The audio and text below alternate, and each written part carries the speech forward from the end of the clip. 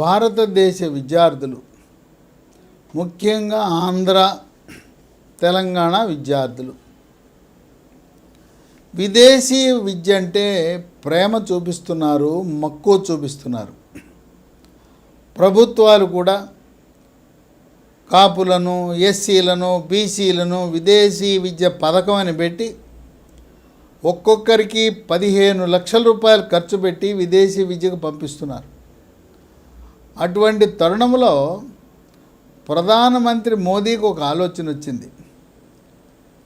మనం పిల్లలంతా కష్టపడి బ్రిటను, అమెరికా, కెనడా, ఆస్ట్రేలియా వెళ్తున్నారు కదా, అసలు మన పిల్లలు అక్కడికి వెళ్ళే బదులు ఆయా దేశాలలో ఉండే ప్రముఖ యూనివర్సిటీలను భారతదేశానికి ఆహ్వానించి వాళ్ళ క్యాంపస్ని ఇక్కడ పెట్టిస్తే బాగుంటుంది కదా, ఇక్కడే చదువుకుంటారు కదా అనే ఆలోచన ఆయనకు వచ్చింది.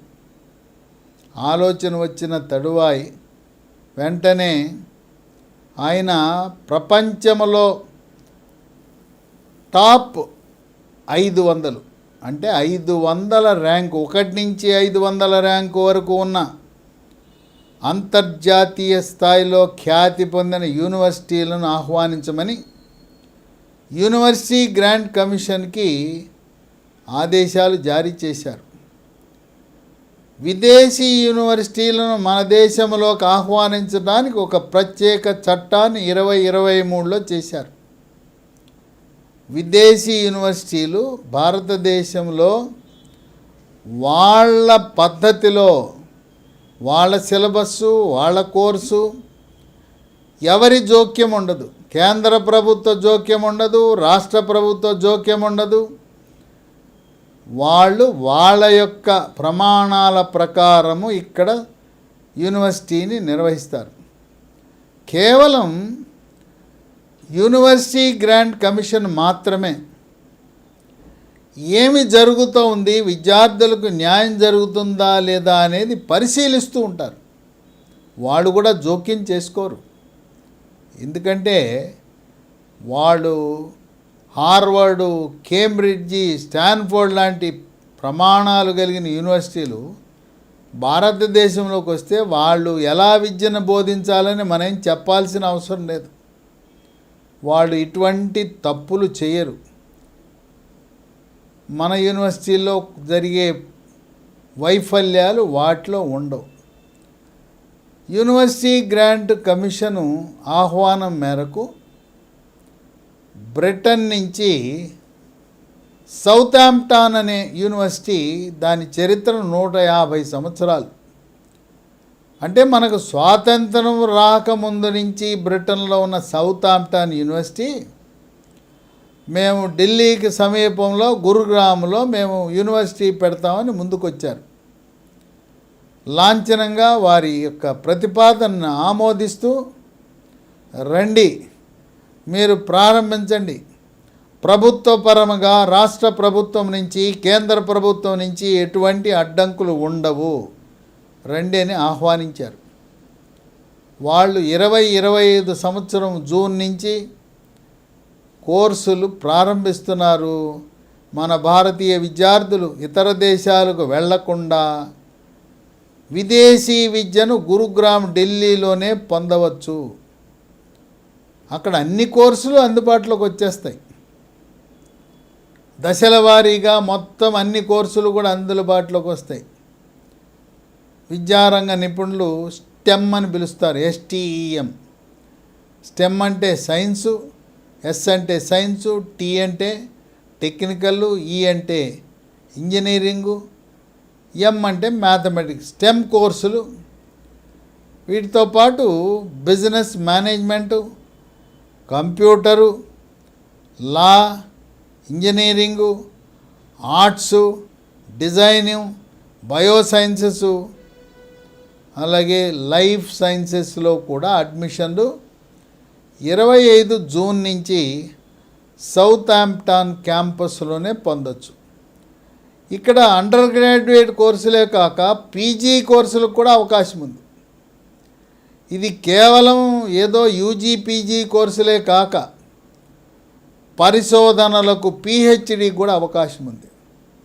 అంతేకాకుండా భారతదేశం నుండే పరిశ్రమలతో అనుసంధానము కలిగి వివిధ యూనివర్సిటీలతో కలిసికట్టుగా పనిచేస్తూ మన భారతదేశ భౌగోళిక పరిస్థితులను బట్టి మన విద్యార్థుల ఆకాంక్షల మేరకు వాళ్ళకు కోర్సులు అందించి సౌతాంప్టన్ యూనివర్సిటీ భారతదేశంలో స్వాతంత్రం వచ్చిన తర్వాత విదేశీ యూనివర్సిటీ క్యాంపస్ పెట్టడం మొట్టమొదటి యూనివర్సిటీ మొదటిసారిగా జరిగింది. ఇప్పటికే అనేక యూనివర్సిటీలు సౌతాంప్టన్ వెళ్ళింది, మనం కూడా వెళ్దామని Cambridge university, Harvard university, Stanford university ఒకటేంటి అందరూ క్యూలు కడుతున్నారు. భారతదేశంలో అనుకూలమైన వాతావరణం ఉంది. విద్యార్థులు చాలామంది, లక్షలాది మంది విద్యార్థులు విదేశీ విద్య కోసం, నాణ్యమైన విద్య కోసం వేల కిలోమీటర్లు విమానంలో ప్రయాణించి మన దగ్గరకు వస్తున్నారు. కనుక అక్కడికే మనం వెళ్దాం. దీనికి అధ్యాపకులుగా భారతదేశ అధ్యాపకులే కాక యూరప్ నుంచి, అమెరికా నుంచి, ప్రపంచ దేశాల్లో అత్యున్నత పేరుగాంచిన ప్రొఫెసర్లను నియామకం చేయడం జరుగుతుంది. మరి ఆ యూనివర్సిటీ నుంచి వచ్చిన డిగ్రీ భారతదేశంలో ఎక్కడికి వెళ్ళినా, ఏ రాష్ట్రంలో అయినా కేంద్ర ప్రభుత్వం, రాష్ట్ర ప్రభుత్వం గుర్తింపు అనేది ఆటోమేటిక్గా జరిగిపోతుంది. చట్టపరంగా విదేశీ క్యాంపస్సుల్లో చదివిన విద్యార్థులందరికీ ఆ డిగ్రీ గుర్తింపు ఉంటుందని పార్లమెంటు చట్టము ద్వారా నిర్ధారణ చేయటం జరిగింది. అంతేకాకుండా ఈ సౌతాంప్టన్ యూనివర్సిటీలో చదివిన విద్యార్థులకు బ్రిటన్లో గుర్తింపు, ప్రపంచ స్థాయి గుర్తింపు ఉంటుంది. ఏ విధంగా మనం సౌతాంప్టన్ బ్రిటన్లో చదివితే మనకు గౌరవం లభిస్తుందో, గుర్తింపు లభిస్తుందో, ఉద్యోగం లభిస్తుందో,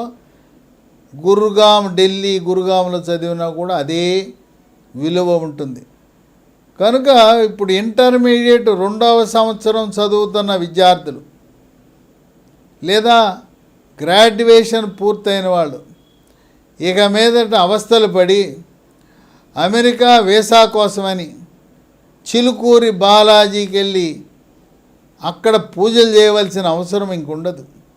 లేదా బ్యాంకుల చుట్టూ తిరిగి అమెరికా రాయబారి కార్యాలయాలు, ఎంబసీల చుట్టూ తిరిగి తిరస్కరణకు గురై ఇలాంటి అవాంతరాలు లేకుండా ఇక రాబోయే కాలంలో ప్రపంచ దేశాలలో ఉండే ప్రముఖ యూనివర్సిటీలు మన భారతదేశంకే రాబోతున్నాయి.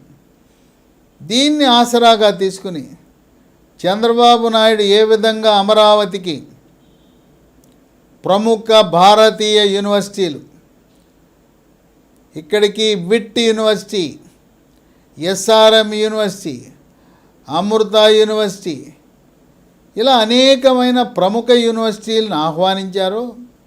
చంద్రబాబు నాయుడు తలుచుకుంటే ఆంధ్రప్రదేశ్లో, విశాఖలో, తిరుపతిలో, అమరావతిలో విదేశీ యూనివర్సిటీలు మన రాష్ట్రంలో కూడా ప్రత్యక్షమవుతాయి.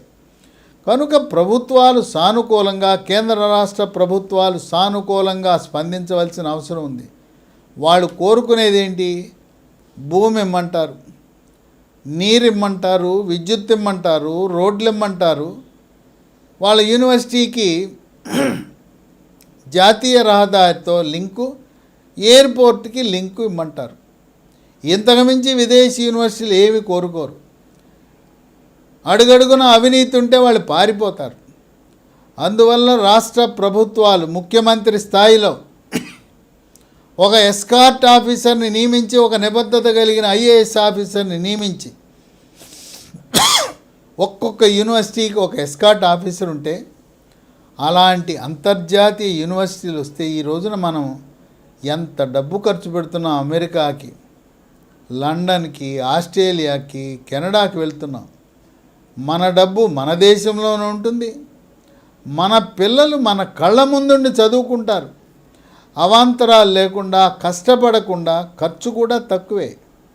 దీనికి ఫీజులు నియంత్రణ అనేది రాష్ట్ర కేంద్ర ప్రభుత్వాలు నియంత్రణ చేయవు. భారతదేశం నుండే క్యాంపస్లో ఫీజు ఎంత తీసుకోవాలనేది వాళ్ళ యాజమాన్యం నిర్ణయిస్తుంది, వాళ్ళ బోర్డు నిర్ణయిస్తుంది. ఇంకొక విషయం గమనించాలి, దీనికి స్థానికేతర అని ఉండదు. దీంట్లో భారతీయులతో పాటు ఇతర దేశాల వాడు కూడా వచ్చి చదువుకోవచ్చు. దీంట్లో కులాల వారీగా మతాల వారీగా రిజర్వేషన్ ఉండవు. వాళ్ళ దేశంలో ఏ విధంగా యూనివర్సిటీని నిర్వహిస్తారో సిబ్బంది నియామకము కానీ, విద్యార్థుల ఫీజుల కలెక్షన్ విధంలో కానీ, విద్యార్థుల ఎంపిక విధానము కానీ పూర్తి స్వేచ్ఛ ఉంటుంది. వాళ్ళు రాష్ట్ర కేంద్ర విద్యాశాఖ పరిధిలోకి రారు. కేవలం యూజీసీ పరిశీలకుడుగా మాత్రమే యూనివర్సిటీ గ్రాంట్ కమిషన్ నుండి వాళ్ళ క్యాంపస్ని వాళ్ళు స్వయం ప్రతిపత్తితో ఎవరి ప్రమేయం లేకుండా అంతర్జాతీయ ప్రమాణాలతో నిర్వహించటానికి వాళ్ళు అడుగులు ముందుకు వేస్తున్నారు. సౌతాంప్టన్ యూనివర్సిటీ వచ్చింది, వాళ్ళు చాలా బాగా ఉంది, మీరు కూడా రండి, వీళ్ళని అడుగుతారు.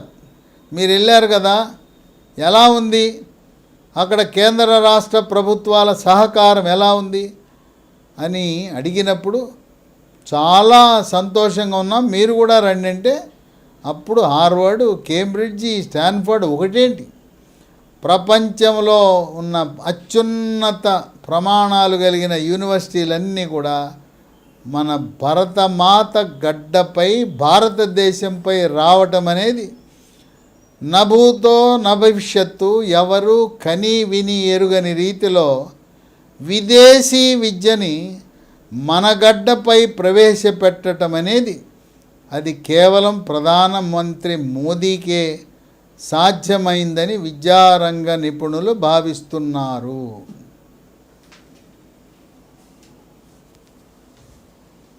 ఎంత